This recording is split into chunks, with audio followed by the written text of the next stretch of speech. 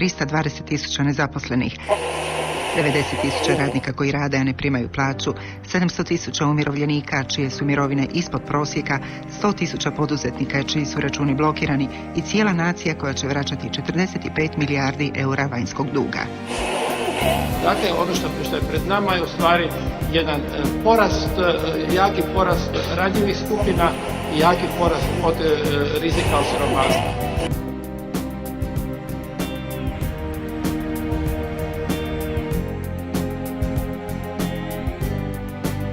Svjedoci smo toga da ekonomski sustav kakav danas postoji se zapravo urušava i mislim da su danas manje više svi svjesni toga da taj koncept negdje treba promijeniti.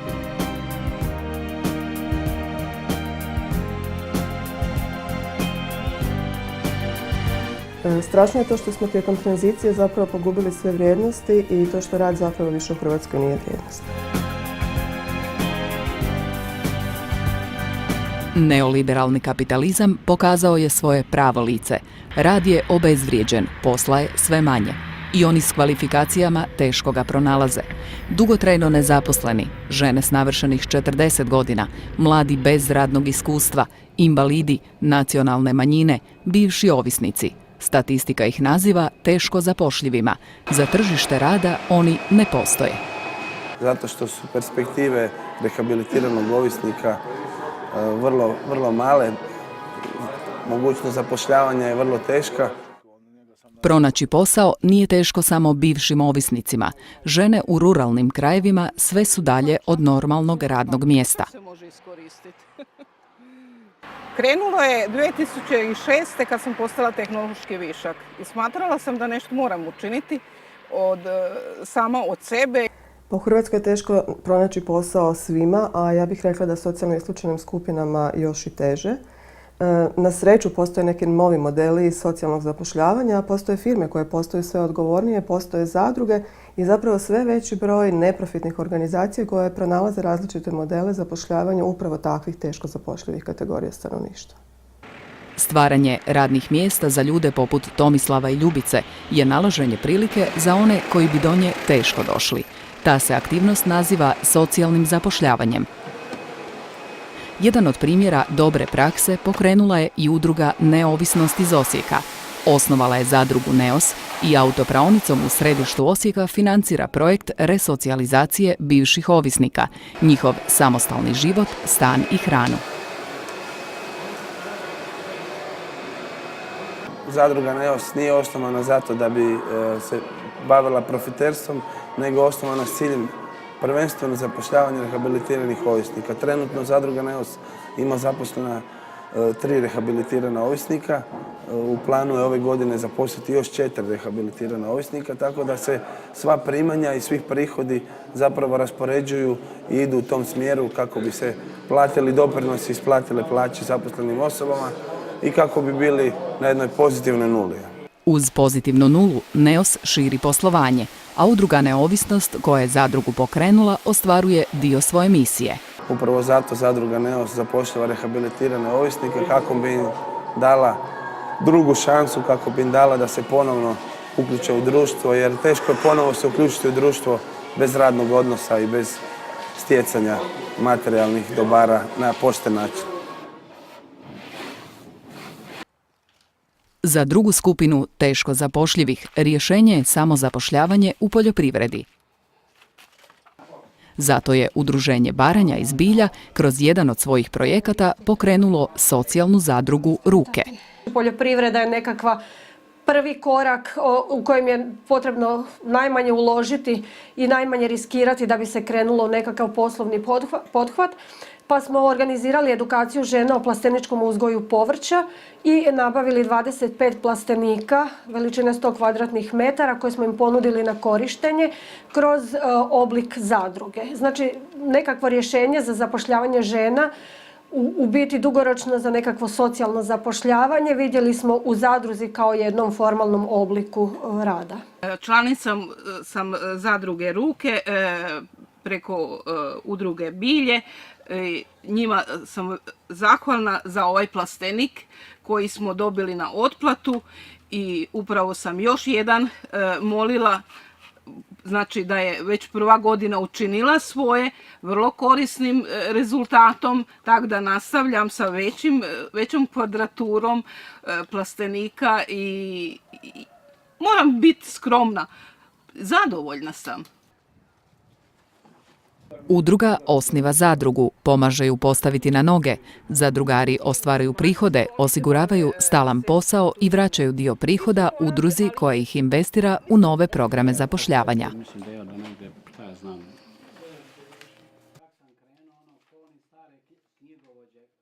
Pa to je zapravo samo jedan od modela i smatramo da je važno da u Hrvatskoj razvijamo i stvaramo okvire za više različitih modela, znači da pustimo tu neku slobodu.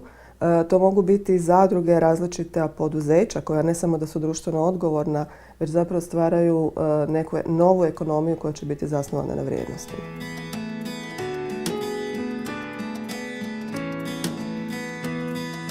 Socijalno zapošljavanje dio emisije osječke udruge SLAP. Da bi financijski pokrila mali dio projekata koje na tom području provodi i osigurala vlastitu održivost, na tržištu nudi marketinške i konzultantske usluge, odnedavno i kroz tvrtku Modra nit. Društveni marketing kojim smo se do sad bavili u sklopu aktivnosti SLAP-a izdvojili smo u tvrtku kako ne bi ugrozili neprofitni status udruge. Eventualni prihod koji tvrtka ostvari bit će usmjeren u SLAP-ove programe socijalnog zapošljavanja. Na sličan način razmišljaju i u Čakovcu. Autonomni centar osnovao je već 2 tvrtke, Akt Print Lab i Akt Konto. Akt Print Lab je osnovan prvenstveno da pruži organizacijama civilnog društva kvalitetnu uslugu u smislu njihove promidžbe i marketinga. Akt Konto se bavi prvenstveno financijsko-administrativnim poslovima, knjigovodstvenim poslovima i fokusiranje kao ciljna skupina su mu organizacije civilnog društva i sve neprofitne organizacije. Akt Konto je zapravo socijalno poduzeće, zapravo radimo razliku između društvenog poduzeća i socijalnog poduzeća u smislu da Akt Konto je više fokusiran na socijalno zapošljavanje, gdje prvenstveno zapošljavamo dugotrajno nezaposlene osobe, osobe sa invaliditetom. Obje su tvrtke u 2009. godini ostvarile nešto više od $500.000 kuna prihoda, a dobit nakon oporezivanja iznosila je 85.000 kuna. Gotovo čitav iznos vraćen je zajednici. Putem natječaja za donacije, gdje smo zapravo dodjeljivali male grantove lokalnim organizacijama za projekte koje razvijaju bilo društveno poduzetništvo, bilo medijske projekte lokalnog karaktera. S druge strane, dobit je reinvestirana u zajednicu putem natječaja za usluge gdje su i Akt Konto i Akt Print Lab putem svojih pružali besplatne usluge svojim korisnicima, novim korisnicima i drugi dio dobiti se reinvestira u projekte i programe autonomnog centra koji zapravo trebaju sufinanciranje. A novi projekti još su ambiciozniji. Akt planira pokretanje socijalne šivačke zadruge, nekoliko socijalnih dućana s rabljenom odjećom i osnivanje kreditne unije. Želimo u budućnosti kreirati konzorcij društvenih poduzeća u Međimurskoj županiji, gdje bi kroz obrazovne institucije zapravo generirali nove generacije novih društvenih poduzetnika, projektnih menadžera koji bi zatim upravljali i razvijali društvena socijalna poduzeća koje bi prvenstveno imale ulogu integracije dugotrajno nezaposlenih na tržište rada, ali s druge strane i ono što je nama jako bitno, reinvestiranja ne samo dobiti, nego i svih ostalih vrijednosti natrag u zajednicu. I Zagreb ima svoje socijalne poduzetnike. Uspješnu priču razvija Udruga Roda. Iz želje da svojim bebama pruže najbolje, rodila se ideja proizvodnje platnenih pelena. Roda je udruga koja se bavi dobrobiti djece i roditelja općenito i u različitim segmentima. Promocija dojenja, prirodnog poroda i tako dalje. Onda nam je za prematanje djeteta umjesto jednokratnih pelena koje su loše za okoliš, proizvode jako puno otpada, loše za zdravlje djeteta, skupe. onda smo shvatili da zapravo za promatranje djeteta su bolje platnene pelene i trudili smo se već prije jedno 5-6 godina smo pokrenuli promociju platnenih pelena. Znači tada kad smo počeli sa promocijom platnenih pelena je bio vrlo mali izbor platnenih pelena za kupiti u Hrvatskoj. Samo jedan mali hrvatski proizvođač, uglavnom se moralo naručivati izvana i shvatili smo da je zapravo odlična stvar ponuditi ljudima naš proizvod platnene pelene, s tim da bi nam to s druge strane donijelo nekakvu zaradu koju bi uložili u druge projekte udruge. Tako je nastao brend platnenih pelena i model socijalnog poduzetništva udruge Roda. Naš brend platnih pelena je Rodina pusa. Početak cijele te proizvodnje kreće u udruzi. Naše žene osmisle krojeve, dezene, nabavimo materijale, a šiva se u zaštitnoj radionici u Varaždinu koja zapošljava osobe s invaliditetom. Pelene se prodaju 2 puta tjedno u Rodinom uredu. Dostupne su putem internetske prodavaonice, a može ih se naći i na štandovima za vrijeme prigodnih akcija. Uz projekte koje provode, zaista puno posla za 3 zaposlene osobe i brojne volontere. Socijalno poduzetništvo je za jednu udrugu dosta zahtjevno i zahtijeva različite resurse. Financijska ulaganja, nekakve rizike, poduzetnika koji je voljan promisliti o tome i upustiti se u tako nešto. Dosta organizacijski je zahtjevno.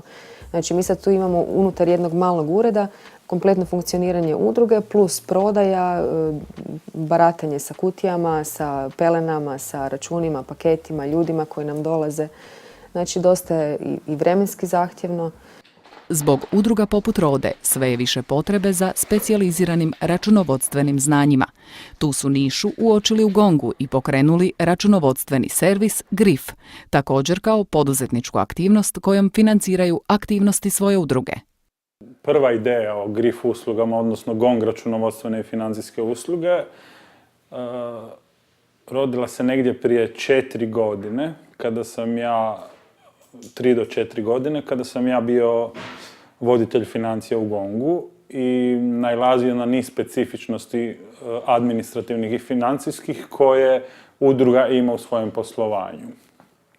Iskustveno poznavanje zakonskih okvira poslovanja udruga, projektnog ciklusa te donatorskih zahtjeva donijelo je GRIF-u sadašnjih 20 udruga korisnica. Njih redovito posjećuju GRIF-ovi referenti. Dokumenta Centra za suočavanje s prošlošću je zbog svog velikog obima aktivnosti i administracije koja prati te aktivnosti angažovala GONG, odnosno GRIF referente za pružanje financijskih i administrativnih usluga, jer su se oni pokazali kao poznavatelji rada nevladinih organizacija, poznavatelji same administrativne i legislative i pravilnika i pokazao se kao efikasni u rješavanju tekućih problema s kojima se mi zbog velikog obima aktivnosti svakodnevno i susrećemo.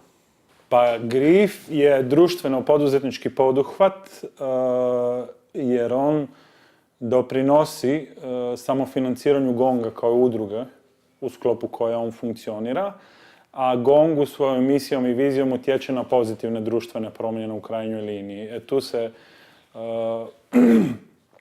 osjeća jedan segment GRIF-a kao društveno poduzetničkog poduhvata, a drugi je jer GRIF pružanjem tih usluga kapacitira udruge korisnice da su one bolje organizirane i da se mogu posvetiti svojoj osnovnoj djelatnosti.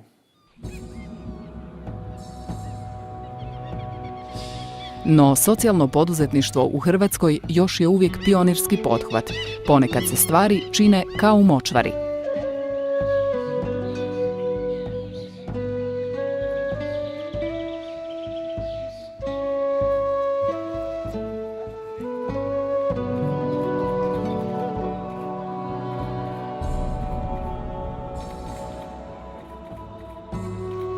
U močvaru, ali onu prirodnu i zaštićenu, goste su odlučili dovoditi članovi udruge Zeleni Osijek.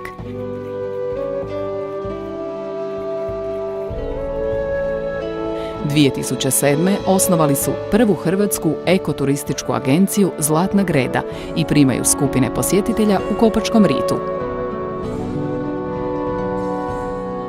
Prošlogodišnje 2000 posjetitelja znak su da su na dobrom putu. Naši najveći korisnici su učenici i osnovne škole, i to škole sa područja i naše županije i ovih okolnih županija, mada smo imali i škola iz Zagreba. A od ostalih korisnika najviše su bili strani domaći turisti. Također smo prošle godine napravili suradnju sa jednom australskom turističkom agencijom koja nam je svaki utorak dovodila strane goste.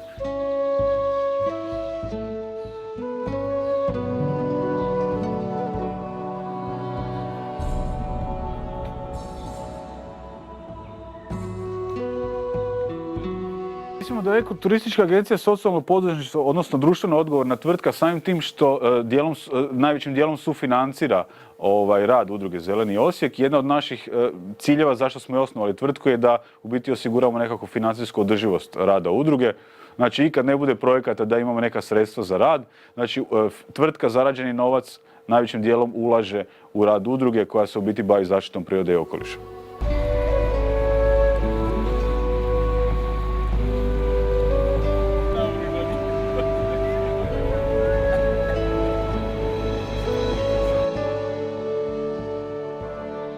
Pa vidjeli smo da unatoč tome što u Hrvatskoj nemamo jasno definirane zakonske odnose, znači unatoč tome što je socijalno poduzetništvo pomalo, ja bih rekla, u sivoj zoni, imamo primjere dobre prakse koje su nastali upravo zato što su organizacije civilnog društva uglavnom uvidjele potrebe na terenu i svaka za sebe stvarala neki svoj model. Međutim, to ne jamči da ćemo u budućnosti u Hrvatskoj imati sustavnu i plansku izgradnju socijalnog poduzetništva, već da će se ono i dalje razvijati upravo sada kako se razvija, na snazi pojedinaca, njihove dobre energije i akcija. Ono što želimo postići je okupiti te dobre primjere, dodatno ih osnažiti i zapravo zajedno raditi na stvaranju nekog poticajnog okruženja za socijalno poduzetništvo. Definicije što je to socijalno poduzetništvo ili bolje socijalno i društveno poduzetništvo. Forum za socijalno poduzetništvo inicijativa je koja će djelovati u tom smjeru.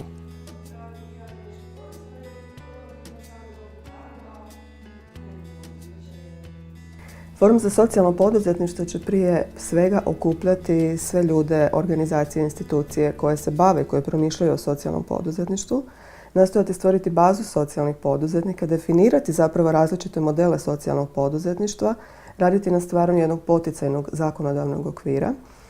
Istovremeno radimo na stvaranju 4 regionalna centra potpore u Osijeku, Zagrebu, Splitu i Rijeci, kroz koje će socijalni poduzetnici moći dobiti svu stručnu pomoć koja im je potrebna, edukacija, konzultacija, pomoć pri izlasku na tržište, plasmanu svojih proizvoda.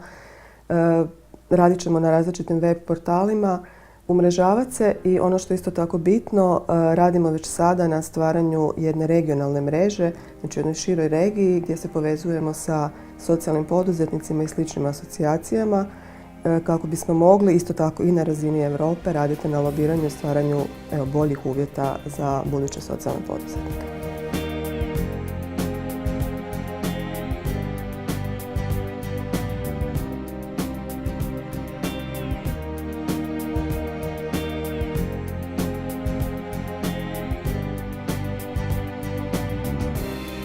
Svaka od ovih udruga svojim djelovanjem mijenja svoju sredinu. Zajedno pokušavaju promijeniti ekonomiju, stvoriti bolje i pravednije društvo. Male su i ograničene resursima, ali ideja o socijalnoj ekonomiji je velika i s vremenom će biti sve jača. Dovoljno jaka da pobjedi.